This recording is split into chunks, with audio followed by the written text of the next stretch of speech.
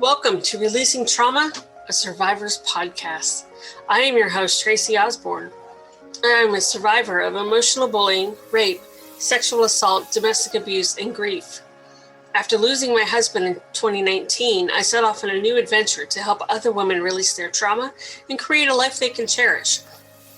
Each week, I will feature a guest expert or survivor to share their stories, tips, wisdom, and more. The goal is so that you can take away even just the smallest nugget of information you can use in your life right now to make a change, and to remind you that you're not alone. There is life after trauma, and you can move from victim to thriver and create a life you can cherish. Hi, everybody. Welcome back to Releasing Trauma. I am your host, Tracy Osborne, and with me today is Alee Anderson. We're going to talk about one of my favorite topics, and that is using your story to change the world. So welcome, Alee. Thank you so much for coming on the show today. Thank you. Thank you for having me. I really appreciate it. Well, this is a topic that I love to talk about because it's so important and it works. It's just one of those things that you can't believe that changing your story somehow would work, but it does. So this is going to be a great topic. But before we dive into that, why don't you tell us a little bit about your story? Yeah, so I have been a writer ever since I could pick up a pen. I think I was writing narratives about my sister being a horrible person from the time she was born. So I guess I started off writing quite early, if you call storytelling writing. But I worked for a company called Thomas Nelson for quite some time, a publishing company, and that company was purchased by HarperCollins during my tenure. And after that happened, I kind of got to see the difference between working for a small publishing house and one of the big five. And once I started working for the big five, I kind of felt as though the heart was kind of out of it for me. And I was seeing writers treated not the way I would want to treat them. So I decided to go out on my own and start an editorial business. And that kind of evolved into a ghostwriting business. And in 2017, which was about a year to 2 years into my ghostwriting journey, my father passed away in a tragic incident in Belize. And that kind of changed my relationship to writing in general. And I realized that I have a gift for writing trauma.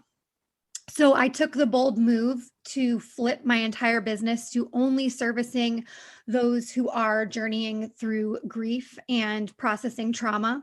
So I currently write only for victims of abuse, violent crime, those who are processing the death of a loved one, et cetera, et cetera, et cetera.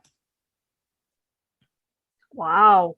I'm very familiar with grief. I'm sorry to hear about the loss of your father.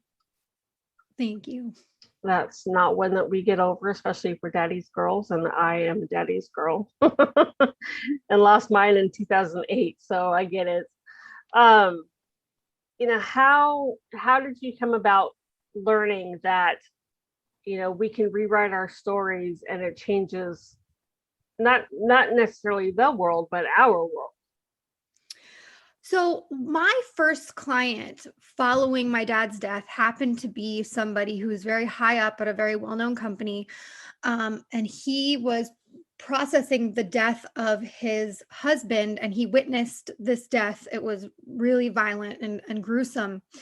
And together we were journeying through putting this story on paper. And as we did, we brought his husband back to life and made him immortal. And at that time, seeing this client heal was absolutely, it took my breath away every time I would talk to him, and he had made more and more and more progress in his life. And by the end of our work together, he was actually remarried, and with his new husband, who happened to be a very good friend of he and his husband who had passed away.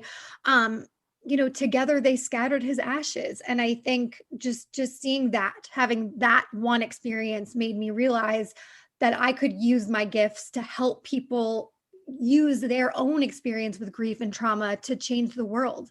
And now that's just one example. I mean, since then, I've seen people catalyze change when it comes to laws, when it comes to social and political issues that are a burden within their own neighborhoods. I've seen people just really releasing it through their words. And so, I've just realized through doing that and through all those really special relationships, just how much of a gift writing can be.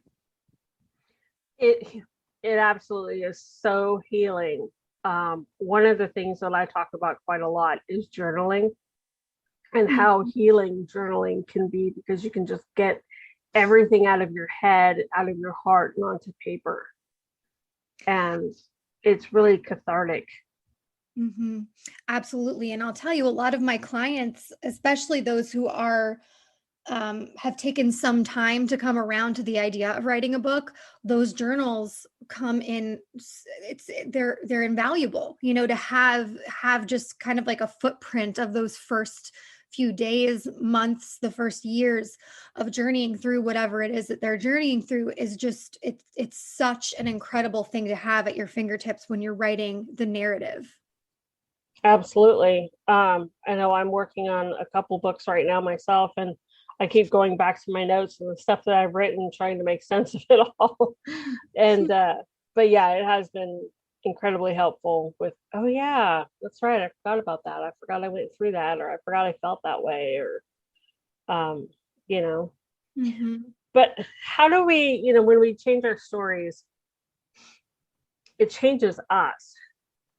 How does that really work? I wonder. I think what it is that it gives you control over something that once made you feel completely powerless. Most of the people that I work with who have been victimized or have been, even just victimized by circumstance alone, they come to the table feeling as though something has happened to them and they had no control over that. But by taking control over the narrative and by sort of just doing something with what happened, I mean, it creates this change from within, because you now realize, once you create something out of that awful other thing, you kind of realize just how powerful you really are. That makes total sense to me. And the fact that it gives you back some of your control, because when we go through the traumas, we feel completely helpless, and that we've lost control of our lives, or our surroundings, or whatever the case may be. And I think writing those stories, changing the way we're perceiving it, writing it maybe as if it was a third person, or in third person, I mean, not first person or something, I think just really helps to shed light that we are so much more than our trauma. That's exactly right. It's exactly right. And I think that the key is that piece of changing the world. I think that in writing these narratives, you see how these experiences actually were for the greater good, and that might be hard to say, and it might be hard to see for some people, but the reality is these things happen, and they have one of two impacts on a person's life. It either ruins them and puts them in bed and turns them into somebody who's constantly numbing it out, or it turns them into somebody who's emboldened and empowered. And I don't think we always have the choice over what it does to us, but we do have the option of taking control of the situation and flipping yourself from that piece of victimhood into one of victor and survivor. And so I think in that, it really does take this thing that seems like it was completely pointless, random, horrible, and turns it into a blessing, not only for ourselves, but for others, whether our story serves as a warning, whether our survival serves as inspiration, it doesn't really matter. It's just kind of doing something that's positive with that thing. Yeah, kind of like finding the silver lining in the Mm-hmm. bad.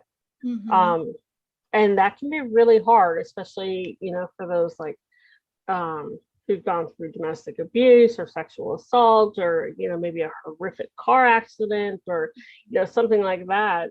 Looking for that silver lining can just kind of get you going, no, there's nothing positive in what happened, but it's there. You just really have to look for it. And you know what the truth is? Sometimes, I have definitely talked to people who are um, not at a place where they can see anything positive. And that is absolutely okay. Mm-hmm. Sometimes getting things out on paper is really, again, just another way of taking control of it. And some people I know like to, as a part of their healing, write down their story and totally change the ending to give themselves as a character more control over the things that happened and the things that they're healing from. And so the reality is there's no right way to use your story to change the world, whether it's for yourself or for others. It just all it really is kind of listening to yourself and finding out what avenues you need to pursue when it comes to that story, and what will have the greatest impact on your world if that's all you're ready for, or the world at large if that's the place you're in. Right. Now, Ellie, for those who are listening who, maybe are ready to take it to the next step and maybe, start writing their memoir or their a book on the journey of what they went through, where do they start? Because that's a very daunting process. Absolutely. I do this for clients as a ghostwriter, and so I've written dozens of books in this area. And my first step is always to come up with a mission statement, which is pretty much just your hope for the reader. And then from there, I usually create a timeline or an outline or a list of things that I absolutely want to be in the book. And before you know it, you have kind of a skeletal outline of what the book is going to be. And once you have that map, it's a lot easier to get going. Another thing that I suggest to clients a lot of times is that if you have a hard time staring at a screen with a blinking cursor on a blank page, that recording your voice is always a Mm-hmm. really valid way to get yourself going. There's an app that I use, and I know a lot of my fellow ghostwriters use, called REV, and you can have it on your phone and it will record your voice and it'll transcribe it right there for you. And Okay. I very often, ghostwriters interview clients as a first step in the process. And, so doing that is a really great way to sort of get those lessons out and even to get the story out, because sometimes it's easier to just talk. I've told people, go into your closet and close the door with a cup of coffee, a cup of tea, or a glass of wine, whatever you want, and just talk, let it flow, or have a friend over and put the tape recorder out and just tell the story. And very often that just gets things out so much more easily than kind of just trying to start with nothing. Okay. One of the things, when I was writing my first book on becoming a virtual assistant and I was stuck, a coach that I had told me to get a sticky pad with a marker, sticky notes with a marker, and just brainstorm. Didn't matter what it was, whatever came out, just write it down, write it down, write it down. And so I did that, and then I was able to kind of look and organize, and things started organizing themselves into chapters. And and so whenever I felt like writing, I would just look and grab a sticky note and I would write about whatever that sticky note was. Mm-hmm. Or I would, towards the end, I did the whole talking thing and having it transcribed. Right. Just saved myself a lot of work there. I love a sticky note. I love a good sticky note. Yeah, I'm looking at my wall right now that's covered in sticky notes for the next book that I'm working on, and I'm like, I need to start talking about some of these. But yeah, that's a great one a great way to get started too is to just kind of brainstorm. Like you said, write down a list of things to be in the book. For sure, for sure. Now, what if somebody wanted to use a ghostwriter to tell their story? How does that work? Well, I mean, typically you kind of reach out. So, I mean, I am somebody who's always available when it comes to grief and trauma. I'm at Alee Anderson editorial.com. And what happens is you reach out, your ghostwriter gets kind of an idea of what the story is that you like to tell. And then you work together to do that outline, and you are no longer responsible for getting anything on paper. Your ghostwriter then becomes the person who does all that for you. So first together, we create that mission statement. Then we kind of think through what our target audience looks like. And then we begin writing our outline. And so, typically, we kind of get the outline finished within the first 2 weeks of our relationship. Then we move into a sample chapter to agree on tone, pacing, language usage, word choice, etc. And then from there, the book is typically delivered in anywhere from 10 to 20,000 word chunks until we get to around 75 or 80,000 words. It's simple. It's like very easy. It's so easy.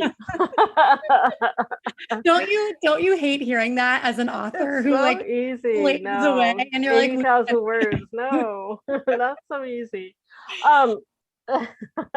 One final question, and we'll wrap up though. Is it expensive? Because I would imagine it takes a lot of your time. So, and your time is valuable. You know what? You can find ghostwriters at all price points, all of whom are very talented. For people like myself who have more experience within the big five and writing for people who have a bit more clout, like celebrities, entrepreneurs, influencers, etc., we can be a bit more pricey. But really, if you have a budget of any kind above $5,000, you can find a ghostwriter. Okay, that's about what I was thinking. On the low end. I was, yeah. Okay. Very cool. And I mean, good places to look also, if you are looking for ghostwriters, you could look on Upwork if you have a lower budget. You can look on Readsy. Readsy has writers of all price points, mine included. So, you know, you can use that tool to find just the perfect fit for you. They're a really great matchmaker. Awesome. That is great.